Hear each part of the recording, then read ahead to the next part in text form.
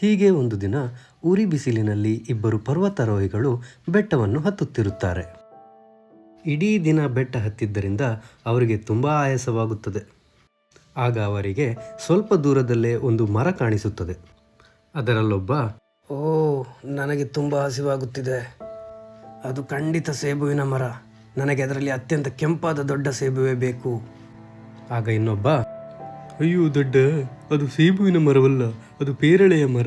ಪೇರಳೆ ನನಗೆ ತುಂಬ ಇಷ್ಟ. ನನಗೆ ಸಿಹಿಯಾದ ಪೇರಳೆ ಬೇಕು" ಎನ್ನುತ್ತಾ ಮರದತ್ತ ಹೋಗಿ ನೋಡಿದಾಗ ಅದು ಸೇಬುವಿನ ಮರವೂ ಆಗಿರಲಿಲ್ಲ, ಹಾಗೆಯೇ ಪೇರಳೆಯ ಮರವೂ ಆಗಿರಲಿಲ್ಲ. ಅದನ್ನು ಹೊರತು ಯಾವ ಹಣ್ಣಿನ ಮರವೂ ಆಗಿರಲಿಲ್ಲ. ಆಗ ಅದರಲ್ಲೊಬ್ಬ, "ಅಯ್ಯೋ ಕರ್ಮವೇ, ಇದೊಂದು ಉಪಯೋಗಕ್ಕೆ ಬಾರದಿರುವ ಮರ." ಸ್ವಲ್ಪ ಹೊತ್ತಲ್ಲೇ ಮೋಡ ಕವಿದ ವಾತಾವರಣವಾಗಿ ಜೋರಾಗಿ ಮಳೆ ಬರಲು ಶುರುವಾಗುತ್ತದೆ.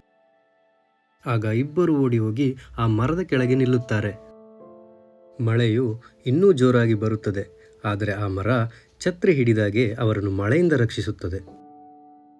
ಆ ಇಬ್ಬರು ಮಳೆ ಬಿಡುವುದನ್ನೇ ಕಾಯುತ್ತಿದ್ದಾಗಲೇ ಕತ್ತಲಾಗಲು ಶುರುವಾಗುತ್ತದೆ. ಹಾಗೆ ಅವರಿಗೆ ತುಂಬ ಚಳಿಯಾಗುತ್ತಿರುತ್ತದೆ. ಆಗ ಅವರು ಬೆಂಕಿಯನ್ನು ಮಾಡುವ ನಿರ್ಧಾರ ಮಾಡುತ್ತಾರೆ. ಅದೇ ಮರದಿಂದ ಬಿದ್ದಿರುವ ಕಟ್ಟಿಗೆಯನ್ನು, ರೆಂಬೆ ಕೊಂಬೆಗಳನ್ನು ತಂದು ಬೆಂಕಿಯನ್ನು ಹಚ್ಚಿ ತಮ್ಮನ್ನು ಚಳಿಯಿಂದ ಬೆಚ್ಚಗಾಗಿಸಿಕೊಳ್ಳುತ್ತಾರೆ. ತುಂಬ ಆಯಾಸವಾಗಿದ್ದ ಅವರು ಆ ರಾತ್ರಿ ಅಲ್ಲೇ ಕಳೆಯಲು ನಿರ್ಧರಿಸುತ್ತಾರೆ. ಮಲಗಲು ಹಾಸಿಗೆ ಬೇಕಲ್ಲ ಎಂದು ಯೋಚಿಸಿದ ಅವರು ಆ ಮರದ ಎಲೆಗಳಿಂದ ಹಾಸಿಗೆಯನ್ನು ತಯಾರಿಸಿ ಅದರ ಮೇಲೆ ಮಲಗುತ್ತಾರೆ. ಚೆನ್ನಾಗಿ ನಿದ್ರೆಯೂ ಬರುತ್ತದೆ.